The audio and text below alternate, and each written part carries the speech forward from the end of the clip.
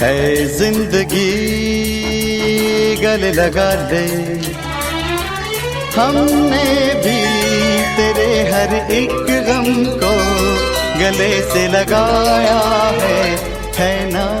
ए जिंदगी के इस सफर में हम हमारी आम जिंदगी में मिलने वाले कुछ खास लोगों से मुलाकात करेंगे। हर दिल में एक कहानी छुपी है और उसी कहानी को जानने की ये कोशिश है। आपको हमारी ये कोशिश पसंद है तो लाइक और सब्सक्राइब ज़रूर करें, और हाँ, आपके कीमती सुझाव कमेंट बॉक्स में लिखना ना भूलें। तो आइए मिलते हैं हमारे आज के खास मेहमान से। ज्ञानेंद्र प्रताप सिंह, जाने माने थिएटर प्रैक्टिशनर उर्फ अंशु सर। अंशु जी ने 30 से ज़्यादा थिएट्रिकल प्रोडक्शंस में काम किया है। उसमें राग दरबारी, दूसरा अध्याय, of mice and man, Munshi Premchand द्वारा लिखित बड़े भाई साहब, तिरिच, अंधेर नगरी, चौपट राजा कुछ प्रमुख प्रोडक्शंस रहे हैं। भारत के तकरीबन हर बड़े थिएटर फेस्टिवल में आपके प्लेस को देखा और सराहा गया है। राम संजीवन की प्रेम कथा में उनके डायरेक्शन को खूब पसंद किया गया। तिमिर सम्राट नामक संस्कृत नाटक के लिए बेस्ट एक्टर का अवार्ड भी मिला है। अंशु जी ने भारत के कई शहरों में 500 से अधिक एक्टिंग वर्कशॉप्स कंडक्ट किए हैं। Aga Khan youth board of India के नेशनल फैकल्टी फॉर थिएटर रहे हैं और उनके लिए कई वर्कशॉप्स भी कंडक्ट किए हैं। अंशु जी नेशनल और इंटरनेशनल फिल्म प्रोजेक्ट से भी जुड़े रहे हैं। बहुत जल्द रामज्ञा थिएटर लैब इस नाम से एक नई शुरुआत करने जा रहे हैं। Anshu ji transcendental meditation international movement in India से भी जुड़े हैं। तो चलिए मिलते हैं actor, director, mentor Anshu sir से।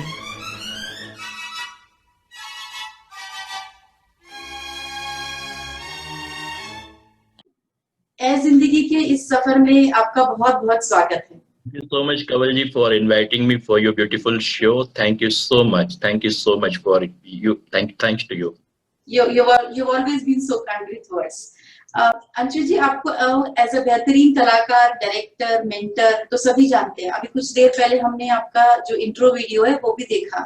उसमें आपकी सालों की तपस्या है, मेहनत है, उसकी आपकी साधना है, वो सभी को देखने मिलती है।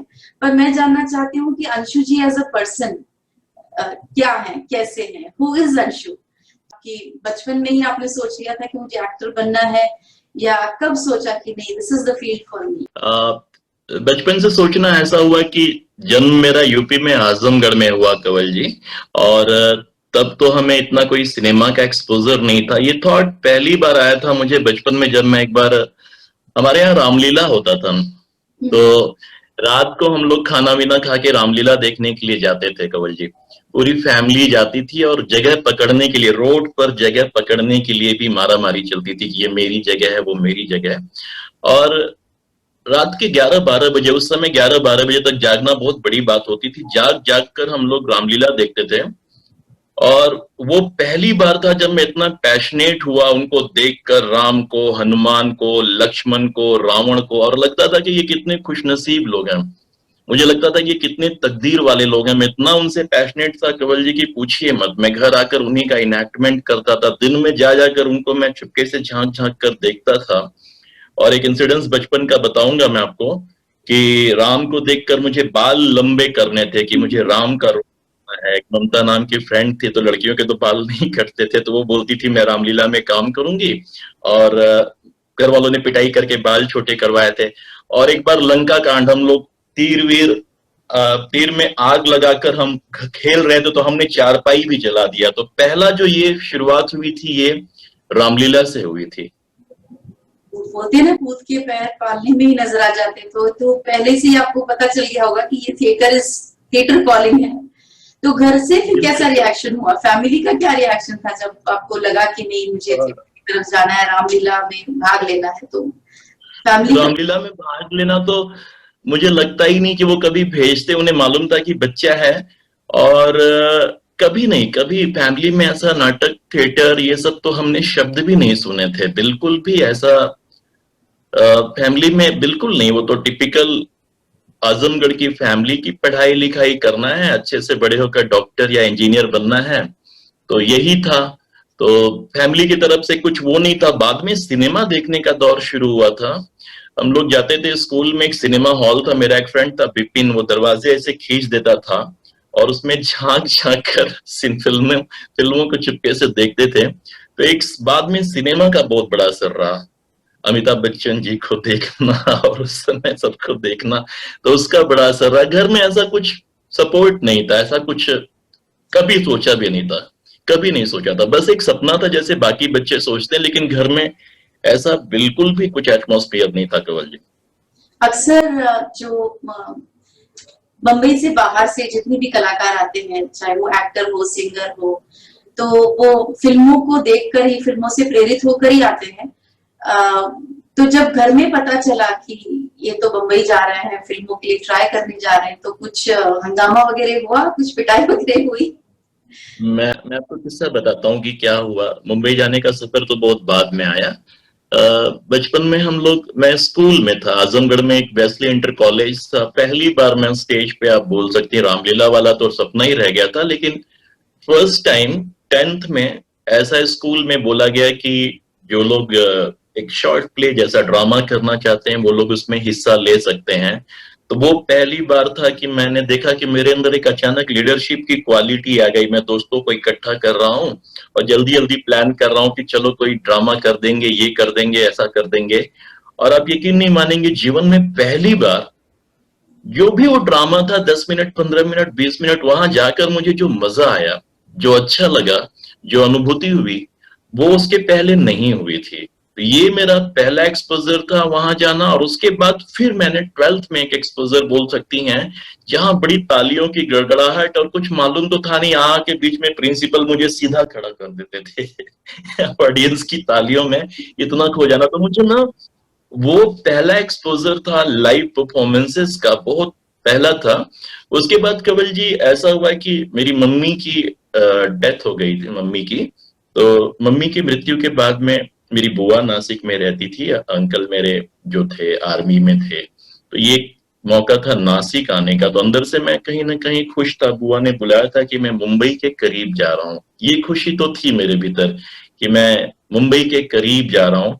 और जस्ट लाइक एनी अदर, पढ़ाई लिखाई करना, ग्रेजुएशन वगैरह के बाद में मैं तो जॉब वॉब भी कर रहा था, फिल्में देखने लगा। तो मुझे लगा बॉडी वॉडी बना के शायद अच्छे दिखेंगे, और वैसा दिखेंगे तो सिनेमा में जाएंगे, किसी एक्टर की नकल विकल भी कर देते हम एक दूसरे को। वो दोस्त बोलता था तो उसके जैसा दिखता है, तो उसके जैसा दिखता है।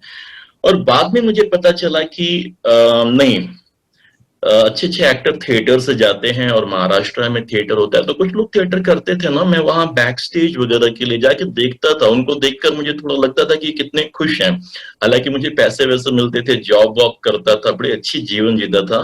उनको देख के लगता था जैसे कि मैं जब उनसे मिला पहली बार, तो मुझे लगा जैसे कि मैं मेरे सपने से मिल लिया, यही तो मैं करना चाहता था, मुझे यही तो बनना था। तो मतलब वो अलग ही पूरा माहौल था। और ऐसे करते करते थोड़ी थोड़ी शुरुआत हो चुकी थी। फिर थोड़ा चस्का लगा मुझे कि कुछ सीखना चाहिए। आविष्कार मुंबई में है, चेतन दातार एक थे, वर्कशॉप कर रहे थे। चेतन जी के यहाँ आना जाना शुरू किया मैंने। कुछ आता जाता नहीं था मुझे, बहुत ऐसा ब्रिलियंट या बड़ा वो नहीं था, बड़ा हंसी का पात्र ही रहा हूंगा, क्योंकि एक हिंदी वाला था मैं अकेला। और बट ये था कि पैशन बहुत ज्यादा था। तो आना वहां पे, फिर दोस्त आने लगे, उनको कुछ कुछ डायलॉग सुनाता था, कुछ बैठे बैठे एक्टिंग की चीजें सुनाने लगता था, ये सब पागलपन चला था। और उस बीच एक सबसे अच्छी चीज ये हुई थी कि नेहरू सेंटर मुंबई में एक कोर्स हुआ, नेशनल स्कूल ऑफ ड्रामा ने किया था, नाट्य दिशा नाम का एक कोर्स था, 1 साल चला, अच्छा कोर्स था, उसमें काफी अच्छे अच्छे ये थे। तो उसमें मेरा सिलेक्शन हो गया था। ये एक तरीके से वैसा समय था कि मुझे उस कोर्स के लिए जॉब वॉब छोड़ने की सोचा, तो पापा मेरे एक मतलब मिडिल क्लास के लोग तो डर जाते हैं कि ये क्या कर रहा है, इतना अच्छा जॉब कर रहा और एक कोर्स भी इसके चक्कर में ड्रामा करेगा नौकरी छोड़ के। लेकिन पापा ने मुझे ये बड़ी अजीब सी बात हुई थी, मतलब मैंने सोचा नहीं था कि मेरे पापा को बड़ा विश्वास था कि मैं वहां भी कर लूंगा, कुछ अच्छा कर लूंगा। जबकि बहुत अच्छी लग्जरियस एक बहुत सुंदर जीवन जी रहा था कंवल जी, बड़ा सुंदर जीवन, वो सब छोड़ के और जॉब वॉब छोड़ के फिर थिएटर की तरफ जाना, तो ये कठिन निर्णय था। शुरुआत में पापा का थोड़ा सपोर्ट था, यानी कि ऊपर ऊपर से था, दिल से नहीं, लेकिन रोक नहीं रहे थे। बट ऐसा कोई फैमिली से बड़ा थिएटर को लेके आज भी कोई सपोर्ट नहीं कंवल जी। सच बताऊं तो आज भी ऐसा, चूंकि लोग जानने लगे तो उनको लगता है कि शायद ये बहुत बड़े काम कर रहा है, तो ये बात अलग है। बट आज भी उन्होंने, मुझे नहीं लगता है कि एक्सेप्ट किया होगा ड्रामा या थिएटर को। अभी आपने कहा कि आविष्कार के साथ काम करके और एनएसडी का एक कोर्स आपने किया, तो ऐसे कह सकते हैं कि इसी से आपकी जो फॉर्मल ट्रेनिंग है एक्टिंग की या थिएटर की, इन्हीं से शुरू हुई। इसके अलावा भी कई आपने और भी कहीं ट्रेनिंग ली, प्रॉपर ट्रेनिंग ली, या काम करते करते work experience became your training? ये बहुत अच्छा क्वेश्चन है कंवल जी आपका। ये बहुत सुंदर क्वेश्चन है कि बिगिन में मैं आविष्कार में कुछ दिनों जाता रहा, तो वहां जो भी, अभी तो चेतन नहीं है, लेकिन वहां जो मैंने सीखा या जो भी जाना, वो एक्टिंग की एक चीज थी, सिर्फ स्पीच का एक पैटर्न चल रहा था। लेकिन एकदम नया बच्चा होने की वजह से मुझे लगा कि शायद वही सब कुछ एक्टिंग है, हालांकि वो स्पीच पे कुछ चीजें चल रही थी। तो वो मेरे लिए कुछ सेंस में तो अच्छा रहा, उसका महत्व मुझे बहुत ही लॉन्ग टर्म में समझ में आया, लेकिन आधा अधूरा नॉलेज था मेरे लिए, क्योंकि मुझे कंप्लीट में थिएटर को एक्सपोज नहीं हुआ था। फिर ड्रामा स्कूल का जो ये कोर्स था, एक नाट्य दिशा, अच्छे अच्छे लोग आए, 3 प्रोडक्शन हुआ, तो एक समझ तो डेवलप हुई थी, अच्छी समझ, क्योंकि तब तक 3-4 नाटकों में बड़े बड़े रोल कर लिया था। फिर कुछ अलग बाहर बेबंद शाही वगैरह जैसे कमर्शियल प्लेस करना स्टार्ट कर दिया था। लेकिन आप जो पूछ रहे हैं कि फॉर्मल ट्रेनिंग कैसे शुरू हुई, तो ये मुझे लग रहा है कि इन सब ट्रेनिंग का भी ऐसा नहीं कि इससे बहुत कुछ, अगर सच बोलूं आपको, ये सब मुझे गढ़ तो रहा था, लेकिन बड़ा क्लमजी एक्टर था। जिसने मुझे शुरू में देखा होगा वो बताएगा कि कोई बहुत क्लमजी एक्टर, ऐसा नहीं था कि मैं बिगनिंग से जादू कर देता था, कुछ ना कुछ तारीफ तो होती थी। हमारे वॉइस एंड स्पीच के एक टीचर थे विजय कुमार जी। एक दिन एनसीपीए में उनका शो था, बड़े अच्छे, सब लोग जानते हैं उनको, बहुत अच्छे हैं उस समय। और एनसीपीए में एक शो देखने उनका मैं गया था, और एनसीपीए में शो देखकर उनको मैं चर्च गेट छोड़ने जा रहा था, और वैसे में उन्होंने मुझे कहा था कि तुम्हारे साथ एक लड़का वो घूमता है, उसको लेकर आओ, और तुम लोग वो मुंशी प्रेमचंद का बड़े भाई साहब करो। तो मैंने कहा कल कब आना है? तो बोले 4 बजे आ जाना। मैंने कहा 4 बजे, ठीक है। 4 बजे कब? तो बोले कब क्या? 4 बजे सुबह आओगे, शाम को आओगे क्या? ऐसा बोला उन्होंने। और मैं रहता था चर्च गेट और वो मलाड, तो मुझे लगा कि ये कुछ कमाल है, 4 बजे सुबह बुलाया चर्च गेट से मलाड। वो जीवन में सच में शुरुआत हुई। और group theatre performances after performances after performances करते करते करते करते मुझे लगता है कि थोड़ी बहुत इस आर्ट की समझ डेवलप हुई मुझे। अभी हर चीज जो शुरू में कुछ हुआ, बट मुझे लगता है कंवल जी ना कि ऐसा कुछ होता ही नहीं एक्टिंग में कि इतने दिनों की ट्रेनिंग में आप कुछ पालोगे। वो हमेशा आपको नर्चर कर रहा है, बट ऐसा कभी नहीं होता है। इट्स लाइक पूरे जीवन की ट्रेनिंग है, लाइफ लॉन्ग। शायद आप 10 साल बाद मुझे इंटरव्यू करेंगे तो एक्टिंग की मेरी समझ कुछ अलग होगी, but yes, those were the things which nurtured me. अभी आपने जिक्र किया बड़े भाई साहब का, तो ये विजय कुमार जी के साथ इस प्ले की शुरुआत हुई या आपने उसका मंचन करना शुरू किया, तो ये कितने समय पहले की बात होगी? क्योंकि मैं जानती हूँ बड़े भाई साहब ये जो प्ले है ये तो इतना पॉपुलर कर दिया है आपने भी, और बहुत सुंदर प्ले है।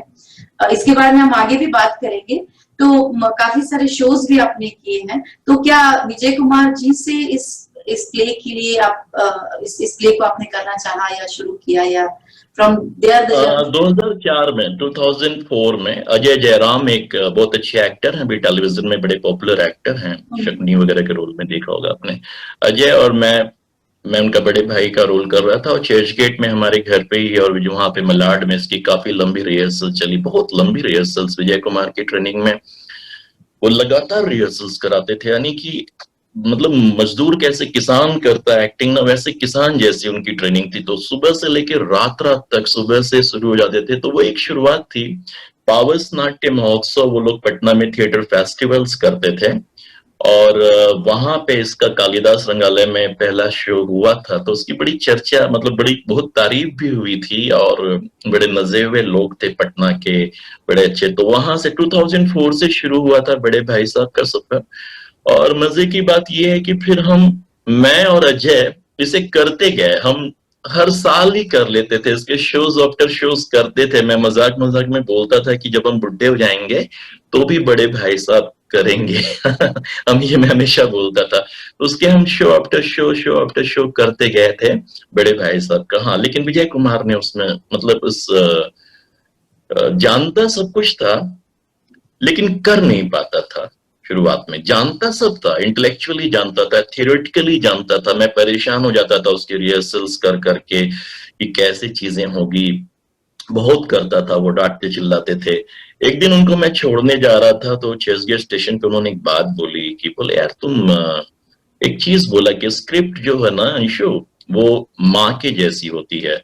जब कुछ समझ में ना आए तो माँ की गोद में वापस चले जाया करो। तो ये बात मुझे तब समझ में नहीं आई थी कि उन्होंने ऐसा क्या बोला कि स्क्रिप्ट माँ के जैसी होती है और जब कुछ समझ में ना आए तो माँ के पास चले जाओ। क्योंकि तब समझता था कि स्क्रिप्ट का मतलब ये कि पढ़ा आपने, डायलॉग याद किया और डायलॉग याद हो गया, फिर स्क्रिप्ट की कोई जरूरत नहीं होती है। और ये विजय कुमार ने बोला तब भी मैंने इस बात को नहीं समझा कि वो क्या बोल रहे हैं। लेकिन ये समझने के लिए मुझे और 10 साल लग गए कि स्क्रिप्ट माँ के जैसी होती है। जी। और जो मुंशी प्रेमचंद जी की जो कहानी है बड़े भाई साहब, उसमें भी दो भाइयों की ही कहानी है और एक का जो अधिकार है छोटे पर। मैंने तो एक ही बार पढ़ी है तो शायद मेरी जो समझ है अभी उतनी नहीं हुई होगी कि आपने तो इतनी बार उसको प्रेजेंट किया है। तो ये जो एक एक्टर का जो फैमिली से रिलेशन होता है, मैंने कई एक्टर्स को बोलते हुए देखा है कि मुझे फैमिली ने सपोर्ट किया, और अगर वो नहीं भी करते तो भी मैंने तो यही करना था। तो अगर आप सपोर्ट दे दो तो ठीक है, अदरवाइज मैं उसको सैक्रिफाइस मानकर फिर भी यही काम करूंगा। Somebody just told me a very good, I think a common friend, उन्होंने एक बार कहा था ये एक्टर बड़े सेल्फिश होते हैं। तो ये उनका कहना था कि हम अपने अलावा कुछ और सोच नहीं पाते, सो we have to be selfish, otherwise we are not going to be good actors. तो इस पर जरा आप रोशनी डालिए कि are actors really selfish, do we demand a lot of sacrifice from our family relations, आप क्या कहेंगे? ओके, तो मैं आपके पहले 2 क्वेश्चंस थे कि पहले मैं इसकी बात करता हूँ कि are actor really selfish? Yes, I will say it's not selfish. मुझे लगता है कि अपने सपने के पीछे इतनी वो इतनी मैडनेस है जो लोग करते हैं इसे, वो जानते हैं कि इसके पीछे इतनी मैडनेस है कि दुनिया का कोई और सुख मिलता ही नहीं है। So it's not selfishness, it's like living your life. You know, being selfish is something like when you are doing something at the cost of others. But हाँ, इस सेंस में आप बोल सकती हैं कि उसमें कई चीजें फैमिली की सफर हो जाती हैं, ये मैं मानता हूँ। क्योंकि माँ बाप की आपसे एक उम्मीद होती है, घर वालों की एक उम्मीद होती है। जब दूसरे लोग सेट हो रहे होते हैं उस समय आप चंदे इकट्ठे करके थिएटर के टिकट बेच रहे होते हो। तो उस सेंस में आप बोल सकती हैं कि सेल्फिशनेस है। लेकिन कंवल जी, सेल्फिशनेस से ज्यादा मुझे लगता है अपना जीवन जीना है। ये अपना जीवन जीना है। और आपको सेल्फिशनेस यानी हर कोई आपको अगर इस्तेमाल करना चाहेगा, इस्तेमाल तो नहीं बोलूंगा, लेकिन हर कोई आपसे अपनी खुशी तो चाहता है, लेकिन हमारी खुशी के लिए तो हम जिम्मेदार है ना। हर कोई हमसे चाहता है, लेकिन हम दूसरों को खुशी कब दे सकेंगे? जब हम खुश होंगे तब तो दे सकेंगे ना। खुद मैं दुखी होकर दूसरों को कितना खुश कर सकूंगा? तो मुझे लगता है कि सबको दुखी वैसे भी करना है, सब वैसे भी दुखी हो रहे हैं, आप कुछ करेंगे तो भी दुखी होते हैं। तो उससे अच्छा लगता है कि खुद के मन की चीज कर लेनी चाहिए। खुद के मन की चीज करने का जो मजा है ना, लाइफ एक है या कितनी है उसके बारे में नहीं बोलूंगा, लेकिन अभी तो जो हाथ में है वो एक लाइफ है। और अपने सपने ईमानदारी से जीना, ईमानदारी से मजे से जीना, उससे अच्छी चीज तो कुछ हो ही नहीं सकती है, कुछ भी नहीं हो सकती है। दूसरा आपका सवाल था कि इन रिश्तों को हम कितना यूज करते हैं, लाइफ के रिश्ते को। ऑफ कोर्स आर्ट का सोर्स ही लाइफ है, आर्ट का सोर्स लाइफ है।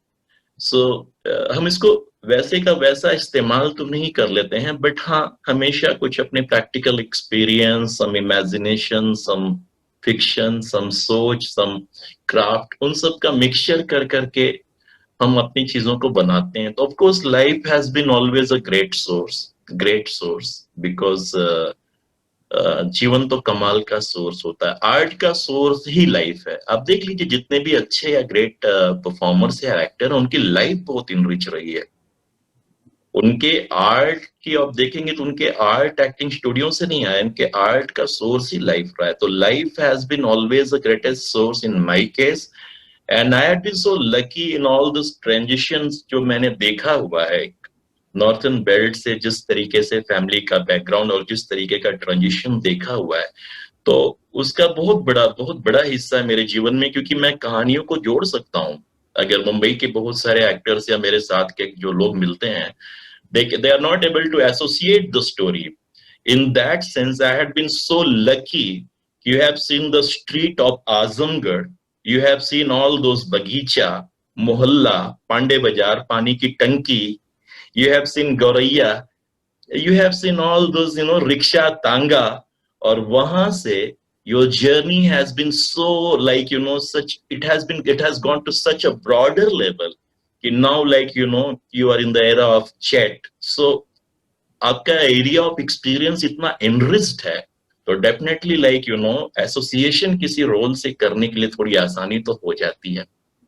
अंशु जी, मुझे बहुत अच्छा लगा ये आज आपसे सुनकर। मुझे लगता है मुझे भी मेरे सवाल का जवाब मिल गया कि जब कोई कहता है कि एक्टर बहुत सेल्फिश होता है, तो जब आप खुद ही दिल से अंदर से खुश नहीं है, दुखी हैं, तो आप किसी दूसरे को खुशी कैसे दे पाएंगे?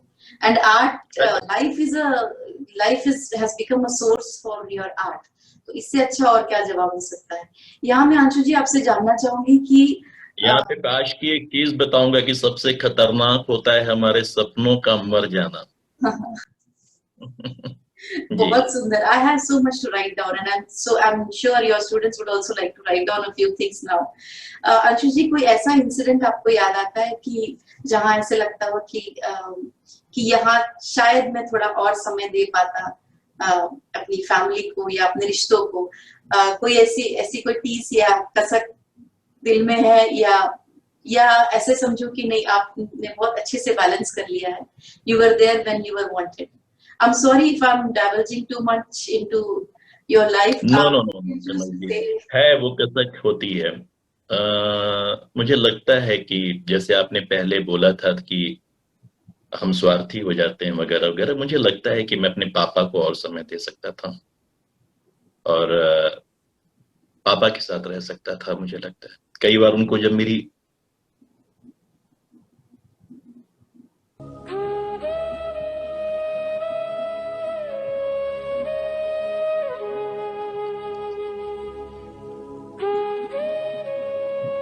तो कई बार उन लोगों को हमारी जरूरत होती है, हम उस समय नहीं होते हैं, तो ये तो होता है कई बार।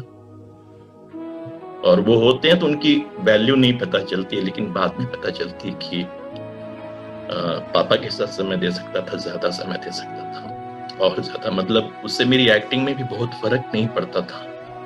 उनको भी समय दे सकता था और मेरा आर्ट और इनरिच हो जाता था। तो लगता है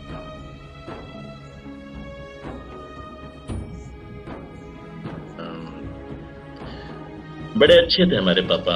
एक सबसे अच्छी चीज ये बताऊंगा कि ऐसे लोग नहीं होते हैं, मतलब मुझे लगता है कि they are the real heroes. जो हमारे घर में हमारे पापा वगैरह ये रियल हीरोज थे। मेरी मम्मी की बहुत यंग एज में, 38 की एज में मेरी मम्मी की डेथ हो गई, और सोचिए कि मेरे पापा ने मुझे खाना बना के खिलाया हुआ है। So like everything with my father, not just one thing, like if I remember कि उन्होंने सुबह शाम खाना बनाते थे, अपना जॉब करते थे। So I like everything with him, like it was so great. He was so liberal in that sense कि मतलब काफी liberal भी, मतलब उनका जो background है एजुकेशन में उससे नहीं बोलूंगा। So everything about him was so like it was so great, everything was so good। and कई बार वहाँ की एक rigidity भी थी, उनके अंदर में थी कुछ चीजें थी जो शुरू में मुझे लगता था कि not good, but now I admire all those qualities about him। तो ऐसे बहुत सारे चीजें होती थी। आप मुझे हम कुछ देर पहले जब बात कर रहे थे तो आप ये भी मेंशन कर रहे थे, मैं पूछ रही थी कि आपका लिटरेचर इतना स्ट्रॉन्ग है, रीडिंग इतनी स्ट्रॉन्ग है। ऑफ कोर्स एक्टर्स में तो वो होना ही चाहिए, एक्टर डायरेक्टर जो भी थिएटर और फिल्म इंडस्ट्री से जुड़े हुए, आपका वाचन जो है, जो आपकी रीडिंग है, वो स्ट्रॉन्ग होनी ही चाहिए। पर आप कुछ मेंशन कर रहे थे कि आपके ग्रैंडफादर की तरफ से भी काफी लिटरेचर में इंटरेस्ट। हाँ, ये जी बिल्कुल। ये कंवल जी, मैं सोचता हूँ अभी जब मैं अपने बचपन में, तो हमारे नाना उनकी डेथ हो गई, स्वर्गीय ठाकुर ज्योति स्वरूप सिंह बड़े मशहूर थे, फ्रीडम फाइटर थे ज्योति स्वरूप सिंह जी। तो मेरे नाना जी का ना साप्ताहिक अखबार निकलता था, कर्मयोगी, जी। और 8-8 9-9 लोग थे, और वो अखबार निकालते थे, बड़े अच्छे से जीवन जीते थे, इतनी अच्छी हिंदी इंग्लिश, इतनी अच्छी हैंड राइटिंग, उर्दू फारसी सब आना। तो हमने बचपन में मेरे घर में, हमारे घर में मतलब मैं बता रहा हूँ कि हमने कैफी आजमी जी को आते हुए देखा, हमारे घर में हरिवंश राय बच्चन जी के लेटर पढ़ते थे हम बचपन में। अपने सगे नाना की बात बता रहा हूँ मैं, सगे नाना की। मेरे नाना के साथ मैं पहली बार ड्रामा देखने गया था, मुझे आज भी याद है, कैफी आजमी जी थे वहां पे। मेरे नाना का सुबह 4 बजे उठना, एकदम नीट एंड क्लीन बिस्तर होना, मुझे लगता है कि उस समय तो मुझे नहीं लग रहा था कि ऐसा कुछ संस्कार मेरे ऊपर घटित हो रहा है, क्योंकि बाद में मैं बहुत बिगड़ गया था। बट बाद में मुझे लगता है कि मेरे नाना वही थे कि टाइम्स ऑफ इंडिया लेकर आने के लिए बोलते थे कि टाइम्स ऑफ इंडिया ले लो, रोज मुझसे 10 शब्द पूछो, 10 शब्द रोज पूछो उस समय में। तो मुझे लगता है कि नाना जी का बहुत बड़ा संस्कार कहीं ना कहीं चुपके से आ गया, जो मुझे अब लगता है, तब नहीं पता चला। वो उस एज में मुझे भी लगता था नानी चिल्लाती थी कि दिन भर पढ़ते लिखते रहते हैं, तो उस समय भी उसको ग्रेट काम नहीं माना जाता था। राहुल संकृतैन जी हमारे नाना के बहुत ही मतलब जिगरी दोस्तों में से थे, तो वो संस्कार कहीं रहा है। कभी एज एन एक्टर और जैसे आप बोलते हैं एज अ थिएटर प्रैक्टिशनर, कभी ऐसा मौका भी आया कि ऐसे लगा कि नहीं दिस इज इट, बस अभी यहीं तक मेरा थिएटर का सफर रहा है, I should pack my bags and leave? अक्सर मैंने कई बार एक्टर्स को ऐसे बोलते हुए सुना है कि और चले भी जाते हैं अपनी जो भी थिएटर का पैशन है, समझते कि बस इतना ही तक हमारा सफर था, अब चलते हैं लौट कर एक लाइफ जीते। तो आपको कभी ऐसा फील हुआ, ऐसा कभी वो मौका आया कि आने ही नहीं दिया? देखिए, दो चीज होती है। जब आप बड़े बड़े एक्टरों के इंटरव्यू देख कर आते हैं थिएटर करने के, यार वो भी थिएटर से आया है, वो भी थिएटर से आया है, वो भी थिएटर से आया है, तो क्यों ना हम भी थोड़ा सा थिएटर कर लें और फिर फिल्मों का दरवाजा खुल जाएगा। जब आप ये सपना लेकर आते हैं और 2-4 नाटक खाली आप गिनती के लिए करते हैं और फिर बोलते हैं कि हमने थिएटर किया, हमने भी थिएटर किया। अभी मैं दिल्ली में हूँ तो यहाँ भी बहुत लोग मिलते हैं कि हमने भी थिएटर किया है। जब आप अपने आप को थिएटर वाला बोलते हैं, कहने के लिए थिएटर करते हैं, एक चीज होती है। तो हम भी तो आए वैसे ही, उन्हीं लोगों को देख कर आए थिएटर में कि भाई थिएटर कर लेंगे, फिर ये कर लेंगे।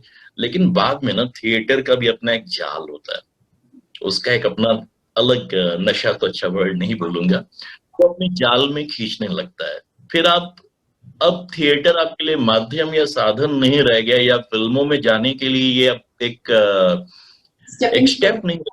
हाँ, it's not a step now. अब ये क्या हो गया कि आपका लाइफ बनने लगता है। It's not exaggeration, gradually you start finding yourself in the theatre. ये होने लगता है, it's like it is so much of addiction, not addiction, it is rediscovering yourself. The whole process is of rediscovering yourself. So आप उस trap में जाते हो। Yes, रहा सवाल जो आपने बोला कि मेरे लाइफ में कभी ये थॉट तो कभी नहीं आया जीवन में कि मैं थिएटर से दूर हो जाऊंगा, या एक्टिंग से बोलूंगा, एक्टिंग से दूर हो जाऊंगा। मुझे कभी ये थॉट तो कभी नहीं आया, ऐसा कभी नहीं आया कि अब मैं थिएटर नहीं करूंगा। लेकिन it's not like I got fed up with the theater and I got tired and it was no more passionating for me and I thought, okay, I should like go back. Never, it never happens. But yes, for the creative purpose, for the creativity, I had taken a long break also. I thought, oh, I'm just like, it is becoming too monotonous. Same people, I'm meeting same people. We are talking, acting, discussing. It is also not good for the life. It was like आपका art बहुत saturate तब भी होने लगता है जब आप सिर्फ लाइब्रेरी, आर्ट, ड्रामा उसी में रहने लगते हैं, लाइफ से कनेक्शन छूट जाता है।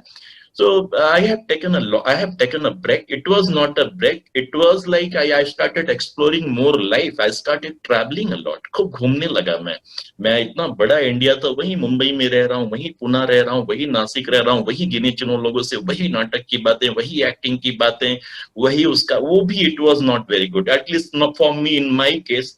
It was not enriching me as a human being. Somehow, मतलब अपने दिल की चीज करने के बाद भी मुझे लगा, oh my God, I'm stuck. Like अब मजा तो नहीं आ रहा, something is missing. Like जो चीज मैं सब कुछ छोड़ के आया करने के लिए, वहां भी तो आप क्या कर सकते हैं? अब चीजें तो नहीं बदल सकते, बट हाँ, आपको क्या चाहिए आपको तो पता है. So I started like, yes, it was not a break. I started exploring another avenue of the life, which later on enriched my art, which later on enriched my theater, enriched my performances. So I started visiting other parts of the country. I started traveling a lot. जो मैं beginning में भी करता था. I love to spend time in the nature. मैं लगातार अब 2 महीने 4 महीने आप मुझसे एक्टिंग करा लेंगे. मैं ये भी बता दूं, मैं इतना भी एक्टिंग सोते जागते एक्टिंग नहीं. मुझे समुंदर चाहिए, मुझे पहाड़ चाहिए, मुझे शांति चाहिए, मुझे नॉन एक्टर्स चाहिए, मुझे किताब भी नहीं चाहिए, मुझे पेड़ पौधे चिड़िया चाहिए, मुझे जीवन चाहिए. और फिर जब मैं जीवन में रहूंगा तो मुझे मालूम है कि वहां भी ज्यादा दिन नहीं रुक सकता हूँ. फिर मुझे स्टेज चाहिए. It like that. अच्छा लगा मुझे आपकी ये आपकी लाइन अच्छी लगी कि मुझे एक्टर्स भी चाहिए और मुझे नॉन एक्टर्स भी चाहिए, मुझे जीवन भी चाहिए और जीवन में ज्यादा देर रहने के बाद मुझे ऐसे लगता है कि मुझे अब वापस भी जाना है. तो कभी ऐसा हुआ है कि मेरा शरीर तो यहाँ है, मैं थिएटर में परफॉर्म कर रहा हूँ और ध्यान कहीं और है, या मैं परिवार के साथ हूँ, या मैं अपनी फैमिली के साथ हूँ और दिल कहीं और है? तो ऐसी कोई कश्मकश, ऐसा कोई वाकया हुआ? ड्यूरिंग परफॉर्मेंसेस कभी नहीं रहा Kamal ji. During performances and during process like because you know we had been like, हम लोग हिंदी थिएटर करने वाले लोग हैं, तो हमारे लिए थिएटर इतना बड़ा ट्रीट हो जाता है, एटलीस्ट इन माय केस, कि मैं तो उसे ब्लेसिंग्स मानता हूँ. तो क्योंकि हमारी तकदीर में मुश्किल से ही तो theatre, at least in our case you know. तो होल मेरे साथ जितने भी लोग रहे उनको पूछेंगे, प्रोसेस जो है बड़े कमाल की रही. Never not for a single second I was out.